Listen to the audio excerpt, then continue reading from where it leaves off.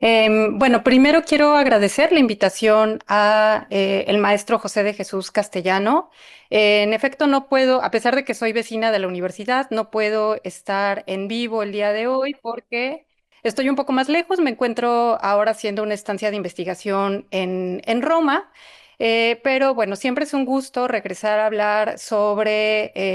el obispo Vasco de Quiroga, los retratos y las reliquias. Es un tema que trabajé ya hace algunos años cuando estaba haciendo la tesis de doctorado que presenté en 2014, pero también ahora he podido regresar el año pasado gracias a este proyecto Tlapali, del que les hablaré un poquito más adelante. El tema de Vasco de Quiroga ha sido muy ampliamente tratado por historiadores desde el siglo, finales del siglo XVIII. Y a mí en particular me pareció de gran interés adentrarme en la forma en la que la memoria y la figura de Vasco de Quiroga se hacían presentes más allá de su figura histórica, como este agente con un gran peso simbólico de carácter político y social en los siglos posteriores a su muerte, especialmente durante el siglo XVII y XVIII. Esta figura que sigue teniendo este gran peso político y social hasta el día de hoy y que tiene que ver con la forma en la que tanto los elogios como las denostaciones tienen una vigencia y una actualidad. En mi caso lo he estudiado desde la historia del arte y en particular me interesa la forma en la que los retratos y las reliquias, estas imágenes y objetos, funcionan como una especie de membrana que permite conectar a los espectadores con una memoria y con la presencia de Vasco de Quiroga años después de su fallecimiento. Y una de las primeras noticias que me llevó a pensar en cómo funcionaban, cómo se vivía la relación con los retratos del obispo Vasco de Quiroga, es esta cita de Francisco Javier Clavijero, quien escribe ya a finales del siglo XVIII y quien cuando hablaba de Michoacán señala sobre los retratos. La memoria de tantos beneficios se conserva tan viva en aquellos naturales después de pasados 2 siglos, como si todavía viviese su bienhechor. El primer cuidado que tienen las indias cuando sus hijos empiezan a hacer uso de la razón es hablarles de Tatabasco. Así lo llaman todavía por el amor filial que le conservan, declarándoles lo que hizo a favor de su nación, enseñándoles su retrato y acostumbrándolos a no pasar nunca delante de él sin arrodillarse. Y este uso del retrato en el que Clavijero nos habla de cómo las naturales, las indias y sus hijos se presentaban a él como si estuvieran todavía ante el obispo vivo, ante una dignidad y con un comportamiento semejante al que se tenía con los obispos en vida, tiene que ver con cómo funciona el retrato en una tradición moderna. Los retratos que ahora nos parecen un género común y al que estamos enfrentados en nuestra vida cotidiana, sobre todo con las fotografías, es en realidad un género moderno que se configura con las características actuales en el Renacimiento. Es a partir del siglo XV que se empiezan a utilizar estos paneles móviles, ya fueran óleo sobre tela o óleo sobre tabla, que tenían la característica de permitir que la persona retratada, efigiada, pudiera mirar de frente hacia el espectador. Y esta frontalidad permite también a quien observa el retrato encontrarse con la mirada de la persona retratada. Y entonces se genera un fenómeno que es bastante particular para el Renacimiento, que es que el retrato no solo puede ser mirado, sino que mira a su vez a quien se encuentra con él y permite este encuentro como si la persona estuviera viva. Pero hay una segunda característica de los retratos que se desarrolla también en esta misma época, pero sobre todo en el espacio del Mediterráneo y de la España del siglo XVI y XVII, y es esta noción de que el retrato no solamente capturaba la semejanza, que no solamente mostraba cómo se veía la persona efigiada, sino que por medio de esa semejanza también era posible transmitir la personalidad, el carácter de la persona efigiada, también con este lugar común de que los ojos son una ventana al alma, y esto era especialmente relevante cuando se trataba de retratos de santos, porque el retrato transmitía esta personalidad sagrada que era conocida como el carisma y que tenía la potencia de realizar milagros. Entonces, mientras más semejante fuera el retrato al santo, entonces era más factible que el retrato pudiera obrar milagros. Y entonces me parecía sugerente la semejanza entre la forma en la que Clavijero habla de los retratos de Vasco de Quiroga, a pesar de que no es un santo, sino un venerable, y la forma en la que Bernardo Sartolo hablaba también de un padre jesuita venerable en la Sevilla de finales del siglo XVII. Sartolo decía: sea pues algún alivio para los que no gozamos de su presencia ni de su vista, el poder registrar su semblante, leyéndole no solo en los colores del pincel, sino también en las líneas de la pluma, la cual forma sus retratos en el papel, sino con más alma, con más dilatada vida. Entonces, eran estas formas de seguir en contacto con quienes ya se encontraban ausentes. Hay además una forma en la que se vinculan de una forma directa los retratos con los restos fúnebres de las personas fallecidas y en particular de los santos, que son las reliquias. Las reliquias que existen de distintas tipologías o jerarquías en grados podían ir desde los restos fúnebres de un santo hasta los objetos que hubieran tenido un contacto directo con su cuerpo en vida y que eran consideradas justamente reliquias por contacto o brandeas.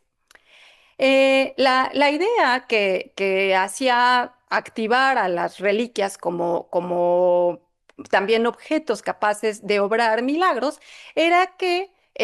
después del fallecimiento del santo, este ya se encontraba gozando de la gloria de Dios en alma, mientras que su cuerpo se conservaba todavía en la tierra. Y entonces se formaba una especie de canal que permitía a los vivos entrar en contacto con esa presencia sagrada por medio de las reliquias del santo. Y justamente los retratos hacia el siglo XVI se convirtieron en una especie de imagen reliquia cuando representaba la semejanza de los santos, porque se creía que no había un momento mejor para sacar estas efigies que el momento del tránsito o del fallecimiento, porque la persona, el santo, empezaba a vislumbrar la gloria de Dios mientras todavía estaba un poco vivo. Y entonces se podía retratar ese momento en el que el santo empezaba a vislumbrar, a gozar de esta presencia divina que le esperaba a quienes no habían cometido pecados y entonces podían ir sin hacer esta parada, digamos, en el purgatorio. Por lo tanto, era un espectáculo edificante el momento en el que los santos o los venerables fallecían. También se consideraba que, a diferencia del resto de los comunes, los santos tenían un proceso de putrefacción, de corrupción de sus restos más lento y que por lo tanto sus cuerpos parecían más bien como estar dormidos en esto que era conocido como el sueño de los justos, em, y que transmitía esa paz y esa presencia de la que el alma ya gozaba. Y entonces, en el caso de Vasco de Quiroga va a ser muy interesante la relación que van a unir a los restos fúnebres que se conservaron, según conocemos en las noticias de los cronistas de finales del siglo XVI, en la antigua iglesia de los jesuitas, que fue en sus orígenes la catedral primitiva que Vasco de Quiroga utilizó mientras estaba construyendo este gran proyecto de lo que actualmente es la Basílica de Nuestra Señora de la Salud, después de que la catedral se trasladó a Valladolid, la actual Morelia. Entonces, justamente en esta antigua iglesia de los jesuitas, que seguramente conocerán en Pátzcuaro, en el lado izquierdo del presbiterio podemos encontrar un par de lápidas que guardaban memoria de que del otro lado, en la capilla que está continua, se resguardaban los restos fúnebres del obispo Quiroga. Y estos restos protagonizaron un momento muy, muy álgido y tenso en la memoria del obispado de Michoacán, porque después de la muerte de Quiroga en 1565, los restos se sepultaron en esta iglesia, pero con la intención de posteriormente llevarlos a la nueva iglesia catedral que en ese momento se estaba construyendo, y cuando finalmente, hacia 1580, se trasladó la catedral a la ciudad de Valladolid, el cabildo eclesiástico y su obispo tenían la intención de también trasladar los restos fúnebres de Vasco de Quiroga y sepultarlos en la nueva iglesia de Valladolid.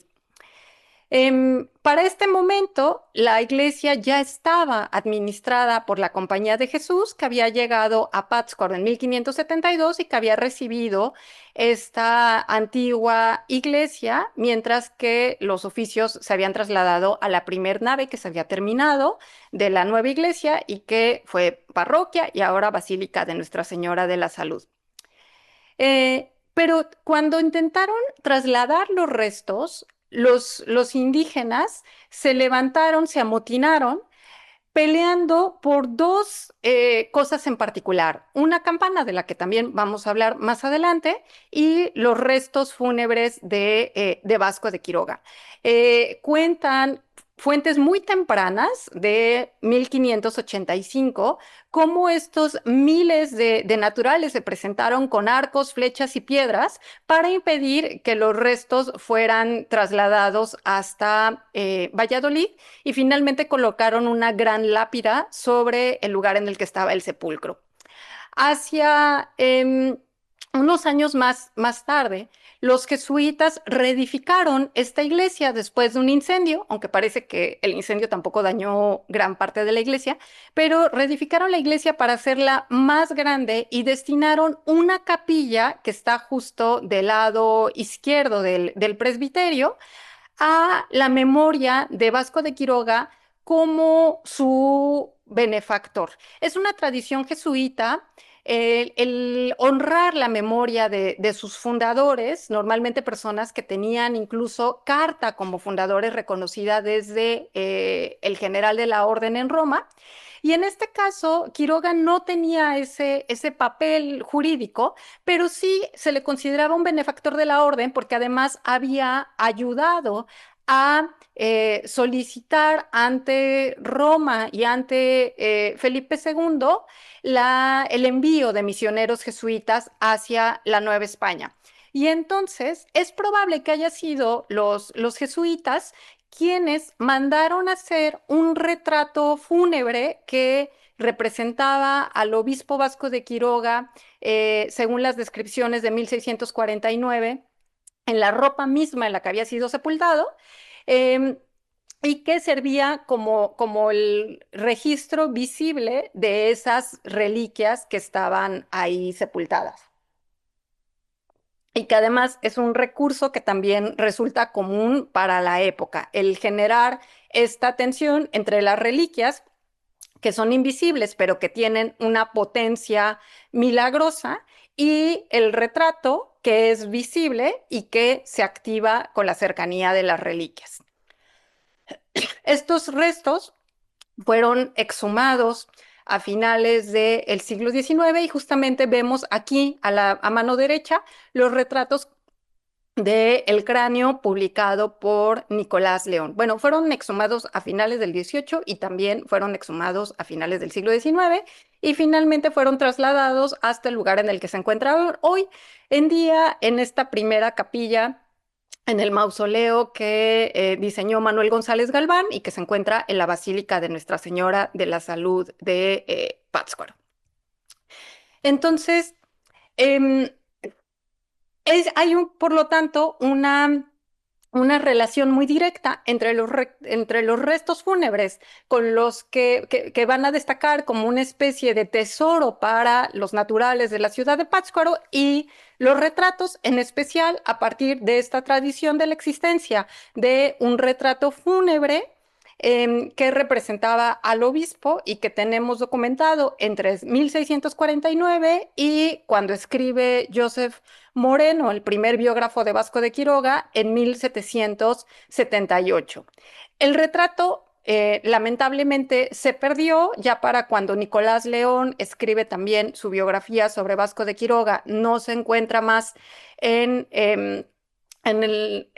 ex colegio jesuita, pero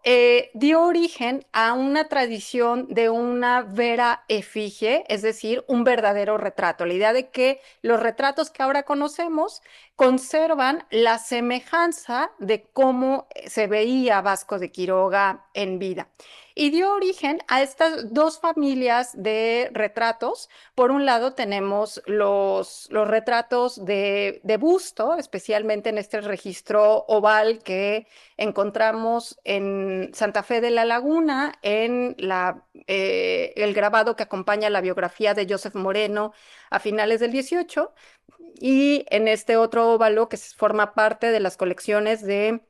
la Universidad Michoacana provenientes del Colegio de San Nicolás. Y por otro lado, en la franja de abajo vemos otro género, otra familia de retratos que son los retratos de cuerpo completo, que lo representan con estos elementos protocolarios de lo que es conocido como el retrato de aparato, un retrato de los funcionarios que ostentan cargos, en este caso el cargo de un obispo, con el escudo de armas, estas mesas en donde se colocaban objetos relacionados con el cargo y este cortinaje que también otorga dignidad y finalmente la cartela que proporciona información sobre la persona. Entonces, al parecer, aunque el retrato de 1600, bueno, que aparece mencionado por primera vez en 1649 y que debió de haberse comisionado entre finales del siglo XVI y principios del XVII, da lugar a esta tradición de una efigie verdadera, de un verdadero retrato, eh, como es el caso del que ahora se considera el retrato más antiguo que vemos del lado izquierdo y que formaba parte de las colecciones de, el Hospital de Santa Marta y la Concepción, que de ahí pasó a el convento de Nuestra Señora de la Salud, que estaba asociado al santuario de Nuestra Señora de la Salud, que, solo haciendo una pequeña anotación de la ponencia anterior, en realidad, el Hospital de Santa Marta, en donde originalmente se rendía culto a esta imagen de la Concepción y a la que tenemos noticias más o menos desde 1620, de que se le sacaba en procesión con rosarios cantados todos los sábados, fue destruida totalmente el Hospital de Santa Marta y la Concepción que construyó Vasco de Quiroga. Fue demolido hacia mediados del siglo XVIII, bueno, no es cierto, un poco antes, 1738, cuando se construyó el convento de dominicas de Nuestra Señora de la Salud, y la capilla fue demolida antes, cuando entre 1706 y 1716 se construyó el santuario de Nuestra Señora de la Salud, que actualmente es el templo del Sagrario de Pátzcuaro. Pero ese es otro tema completamente distinto. Entonces ahí se encontraba este retrato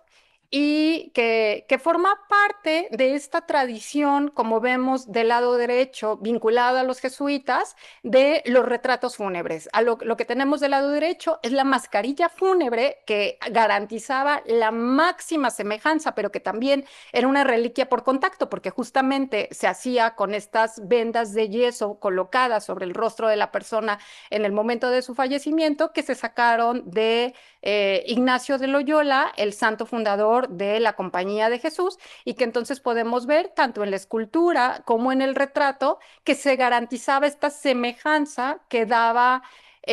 a los retratos este poder de obrar milagros. Y a partir de estos se fueron proliferando en otros espacios e instituciones los retratos de Vasco de Quiroga. Justamente Joseph Moreno, a finales del 18, en 1787, nos habla de cómo esta veneración fue generando los muchos retratos de este amante padre que se hallan ahora en muchos parajes públicos y privados. Y dice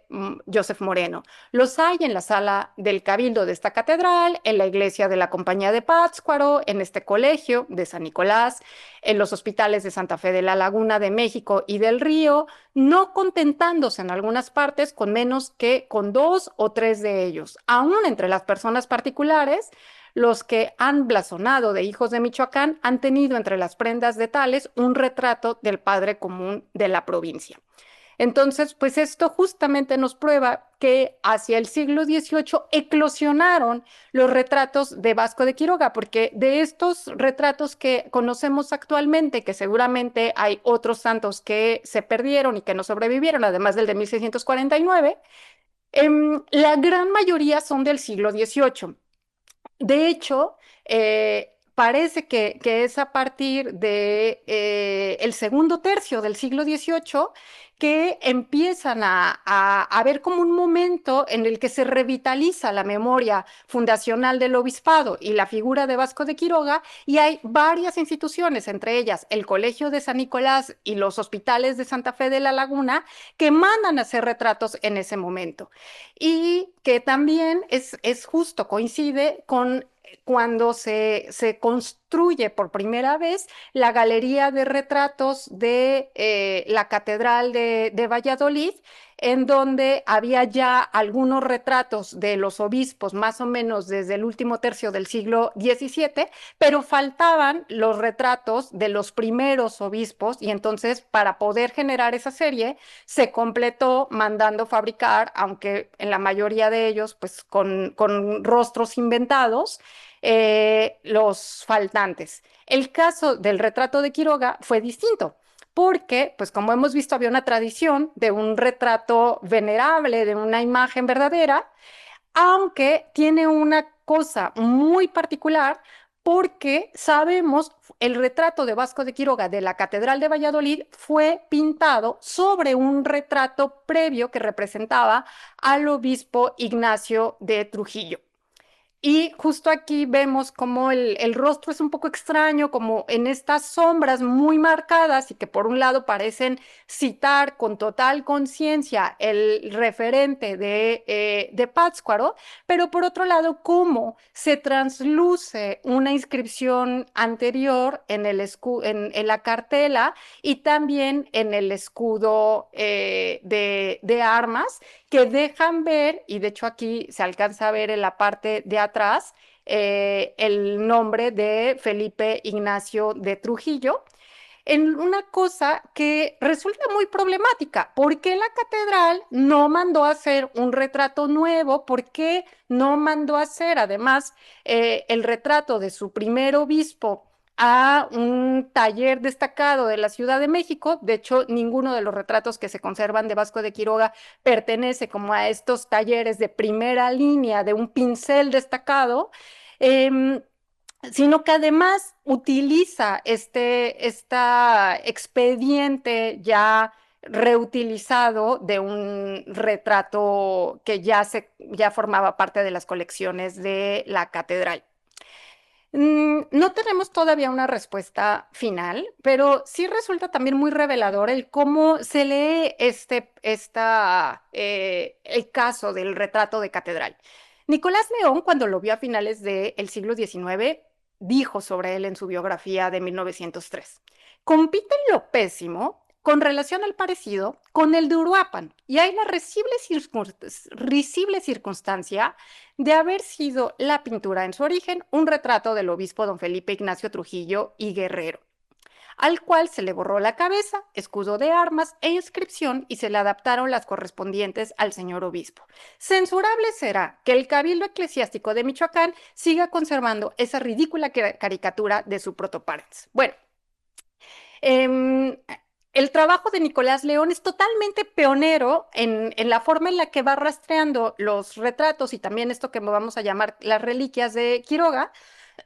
pero estamos muy felices de que el Cabildo Catedral no haya escuchado el reclamo de Nicolás León y no se haya deshecho de este retrato.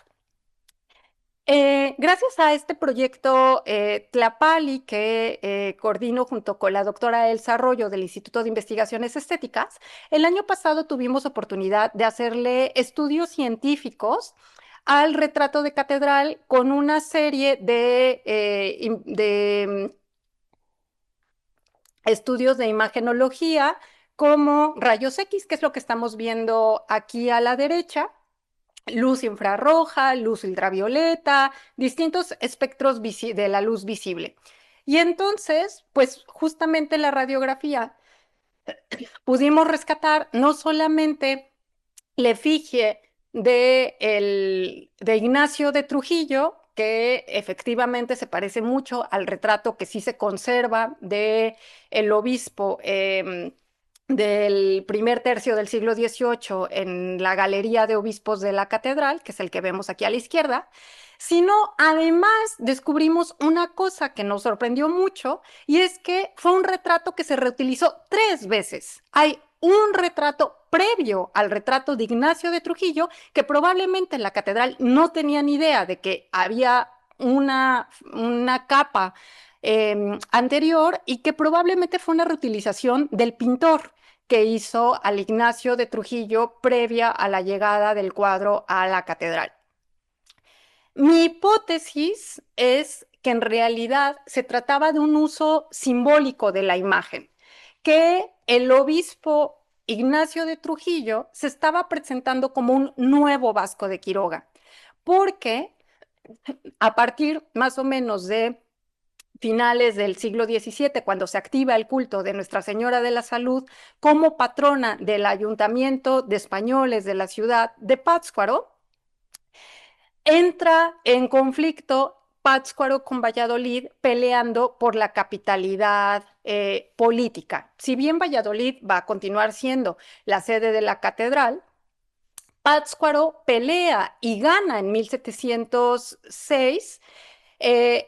la capitalidad política, es decir, se convierte en la capital de la alcaldía mayor de la provincia de Michoacán. Una cosa totalmente extraña y irregular que se mantuvo así hasta la creación de las intendencias ya en la segunda mitad del siglo XVIII. Entonces, justamente Vasco de Quiroga va a ser como una memoria que interesa tanto al Cabildo de Pátzcuaro como al de Valladolid rescatar porque sirve para legitimar estos dos proyectos políticos que entran en pugna y que finalmente también se va a buscar crear concordia, crear un acuerdo que sea ventajoso para las dos ciudades. Entonces, mientras que Pátzcuaro se va a ostentar como la capital que es heredera de la memoria material de Vasco de Quiroga, Valladolid va a ser lo mismo, diciendo que es la heredera espiritual del proyecto quiroguiano y que en sus obispos y en su cabildo se mantiene viva esa herencia y entonces lo que hace Trujillo es prestar su cuerpo para que, como cubriéndose con esta máscara del rostro del obispo, su cuerpo se convierta en este nuevo lugar en donde se materializa la presencia del obispo Quiroga. Pero más allá de estos retratos que están ligados a las instituciones y que es o sea, como un uso muy político, sobre todo en el siglo XVIII, en estas distintas corporaciones, el Colegio de San Nicolás, que también hacia 1729 empieza a celebrar otra vez la misa de aniversario de Vasco de Quiroga, que tendrían que haber celebrado durante toda la vida y que habían perdido la costumbre, y que el obispo Escalona es quien retoma y ordena que se vuelvan a rezar estas misas anuales. Se vuelve a activar esta necesidad de tener retratos que se va contagiando, digamos, a otras corporaciones como son los hospitales de Santa Fe. Eh, pero digo, contrastando un poco con esta tradición visual institucionalizada, tenemos otro tipo de objetos que permitían conectar con la memoria del obispo Vasco de Quiroga y que parece ser más antigua que la de los retratos, y es el de las reliquias del obispo. En primer lugar, Pátzcuaro, ostentándose como el heredero material, tenía una de las cartas más fuertes de la memoria del obispado, que era el agua que alimentaba a la ciudad. Esta pila, aunque ya es moderna, justamente rememora y permite construir una línea de continuidad entre los benefactores de la ciudad de Pátzcuaro, haciendo este salto entre el agua que había proporcionado Vasco de Quiroga y la que después había reconducido ya en la tubería moderna, Lázaro Cárdenas del Río. Entonces, esta pila, que seguramente muchos también ubicarán, eh, le da como ahora un espacio un lugar de la memoria a lo que es este ojo de agua que vemos en la parte de atrás y que quizás no le han prestado tanta atención. También del lado izquierdo de la calle pueden ver en la parte como subterránea un resto de una de las pilas del siglo XVII, quizás, y que originalmente conducían el agua hasta la plaza pública, en donde está actualmente esta gran fuente de la Plaza Mayor, con la escultura de Vasco de Quiroga, que también es una pila moderna, una fuente moderna, en donde originalmente estaba una fuente con un programa iconográfico súper complejo, humanista, que se construyó más o menos entre 1540, 1538, 1540, por el Cabildo de Naturales de la ciudad de Pátzcuaro y Vasco de Quiroga, y que alimentaba la ciudad con esta agua viva, esta nueva agua que traía también como asociaciones con el agua del bautismo. Pues la tradición, desde también una época muy temprana, mediados del siglo XVII,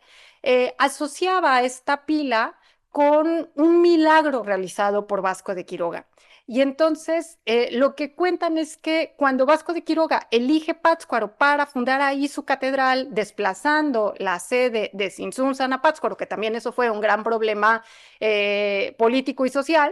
pero que tampoco nos ocupa ahorita, la ciudad, a pesar de la cercanía del lago, no tenía agua porque, pues, no era fácil llevar el agua del lago porque Pátzcuaro está más alto que el nivel del agua. Y entonces, la historia cuenta que Vasco de Quiroga descubrió un manantial al golpear una roca con su báculo como si fuera un nuevo Moisés. Y dice sobre esto Francisco Arnaldo di Sassi en una crónica de 1649. ¿Y no tienen los españoles más agua para beber que la que emana de una fuente que nace en las casas episcopales? Y aún dijeron algunos que milagrosamente brotó por intervención del señor obispo Quiroga, que deseoso de fundar allí la catedral, se hallaba impedido por no haber agua buena. Fue nuestro Señor servido que a el golpe de su báculo brotase aquella fuente, o que la descubriese si era natural. Está bien cerrada la fuente con su caja y va encañada su agua por debajo de tierra hasta la plaza, donde está una muy hermosa pila que da abasto a toda la ciudad. Esta pila que pues también lamentablemente se perdió. Pero si Pátzcuaro tenía el agua, Valladolid tenía el báculo que había hecho brotar. el agua milagrosa. Y entonces eso permitía como balancear esta memoria simbólica entre las dos ciudades en este momento de competencia y luego restablecer también de alguna forma la concordia. Este báculo forma parte de los tesoros de la Catedral de Valladolid. Lo vemos a la izquierda en un dibujo en el libro de Nicolás de León en 1903, luego en medio la fotografía y el báculo tiene la cualidad de que puede volver a activarse cuando es utilizado como lo que es un báculo episcopal. Y por un lado, tenemos noticias de cómo lo usó el obispo Portugal a principios de finales del siglo XIX y también cómo se vuelve a reactivar en la visita del Papa Francisco en el 2016, que justo aquí lo vemos ostentando este famoso báculo de Vasco de Quiroga, que a pesar de que en realidad es un báculo muy, muy rico con estas aplicaciones de plata, y esta madera de Tapincerán era mucho más sencilla y humilde que los báculos que posteriormente tuvieron los obispos en el siglo XVIII y que eran de oro. Hay otro tipo de reliquias que son como mucho más sencillas, pero que a la vez son muy interesantes porque conectan con un tipo de uso de objetos que se conservan en una tradición más intimista y también que revelan como esta conservación de la memoria del obispo Vasco de Quiroga de generación en generación. Entre esos está en la parte de arriba, como tocado, sombrero, y en la parte de abajo un zapato. Este zapato había sido transmitido a uno de los sacerdotes de la ciudad de Valladolid por Joseph Ponce de León, un cura de Pátzcuaro, uno de los grandes promotores de Nuestra Señora de la Salud, que además era gran predicador, había predicado como a favor de esta concordia entre Valladolid y Pátzcuaro, pensando que Pátzcuaro justo se había convertido en esta capital política en donde estaba la corona de la provincia, representada por la Virgen de la Salud coronada, y en la ciudad de Valladolid, el cetro, el báculo, en este poder como en una balanza político y eclesiástico. Bueno, Ponce de León es quien tenía este zapato que dice, pues se había conservado en la ciudad de Pátzcuaro y que lo va heredando otro sacerdote. El zapato sobrevive hasta el siglo XIX y después a lo mejor todavía forma parte de las colecciones de la catedral, pero no lo sé con certeza. El zapato también es muy interesante porque hay otros santos y venerables de los que se conservan también zapatos como reliquias y que a pesar de la humildad del objeto tienen que ver con la idea de que el santo deja una huella en el lugar en el que se encontraba. De ahí que Nicolás León destaque una anécdota en donde cuenta que en 1868, durante la invasión francesa, estaba en la sierra de Paracho cuando con el batallón de infantería observa un fenómeno extraño. Ve desprenderse de la fila a muchos indios que dice llegaban corriendo y sin atropellarse, metían el pie derecho en una oquedad en el terreno y volvían a tomar su colocación en la columna. Muchas mujeres hicieron lo mismo y si llevaban niños cargando, los ponían en la tierra y les hacían meter también el pie derecho. Y entonces, pues, se pregunta qué es eso y le cuenta a uno de los oficiales. Pasando una vez a pie por aquel lugar el obispo Quiroga, por ser tiempo de aguas, el terreno estaba falso, y al dar un paso que le hundió el pie derecho, dejando marcada profundamente su huella. Desde entonces y hasta hace más de 300 años, aquella huella se ha conservado, porque desde entonces, cuantos indios pasan por allí, van a meter al pie derecho en aquel agujero y con objeto que no vacilen o pierdan el lugar, se colocó aquel rústico monumento. Decía que era una especie como de altar de cantera, muy sencillo, pero que marcaba el lugar en donde estaba esta oquedad. Y que bueno, me parece como muy, muy revelador de este tipo de prácticas, la idea de que la huella del obispo se mantenía viva por medio de la huella de sus hijos, ¿no? Otro objeto que también va a ser considerado milagroso y que tiene que ver con la idea de la protección del obispo de Quiroga sobre el obispado es una campana que vemos aquí retratada en el libro de Nicolás de León y que no es exactamente la misma que vemos a mano derecha, pero que es más o menos una campana semejante que se conservaba en Pátzcuaro y que justo cuando se trasladó la catedral de Pátzcuaro a Valladolid, y los naturales se levantaron en armas para evitar que se trasladaran los restos del obispo, también se levantaron en armas peleando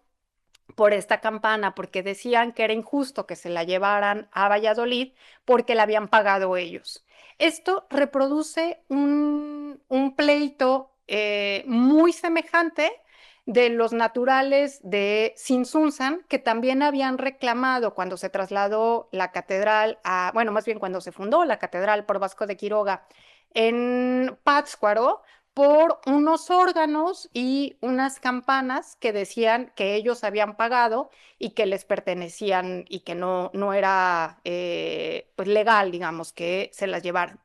Las campanas son objetos muy curiosos porque se les otorgan nombres, se les bautiza, se les da una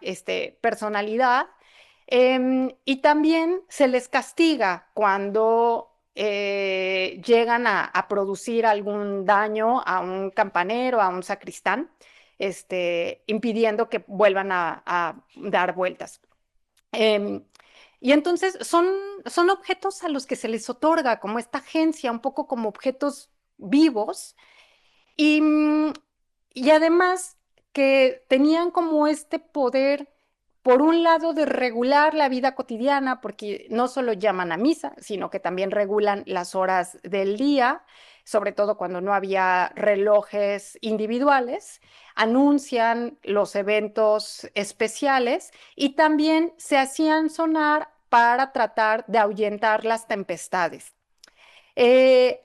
las campanas de alguna forma sirven para colonizar el espacio, cristianizar el espacio sonoro.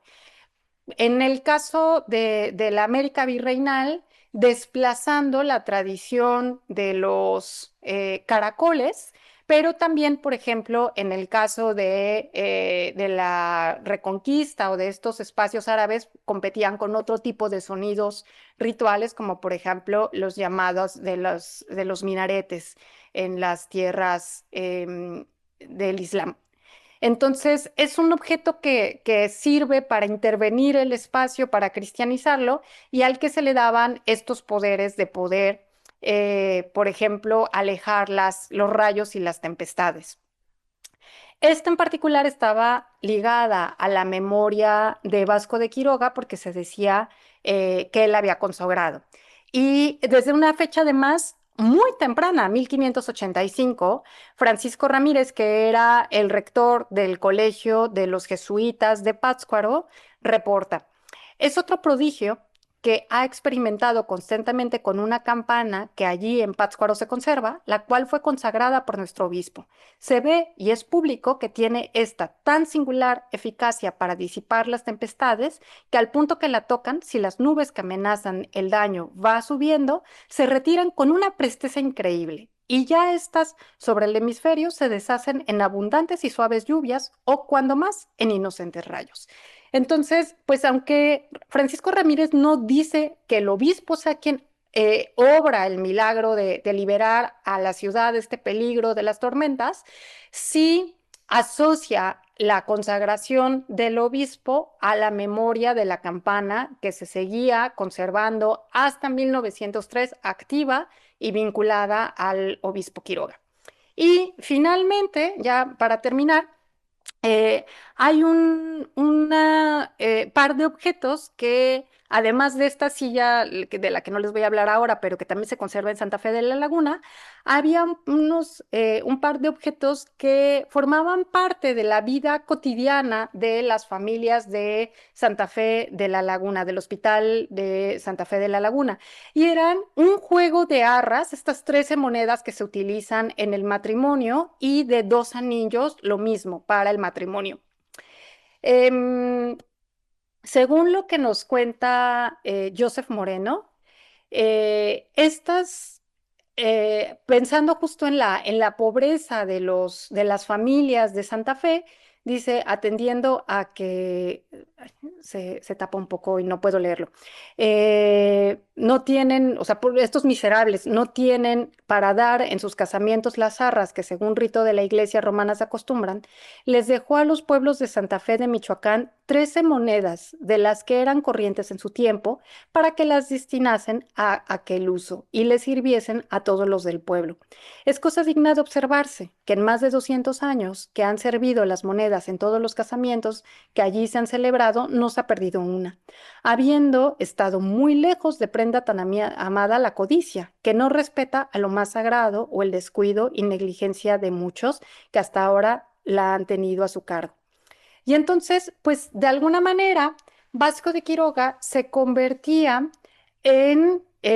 un padrino honorario de todos estos nuevos matrimonios porque era él quien proporcionaba las arras y los anillos para los casamientos. Entonces, hay como un carácter muy táctil en la forma en la que estas reliquias servían también para mantener viva la memoria de Vasco de Quiroga entre los naturales, pero también entre la población de la provincia de Michoacán, y que a pesar de que sí se va transformando, que es también una memoria muy maleable, muy flexible y que en ciertos momentos se institucionaliza y que entonces nos lleva a interrogarnos sobre quién, cuándo y por qué requiere de ostentar y de materializar la memoria del obispo Vasco de Quiroga a lo largo de 3 siglos, que es lo que yo he estudiado.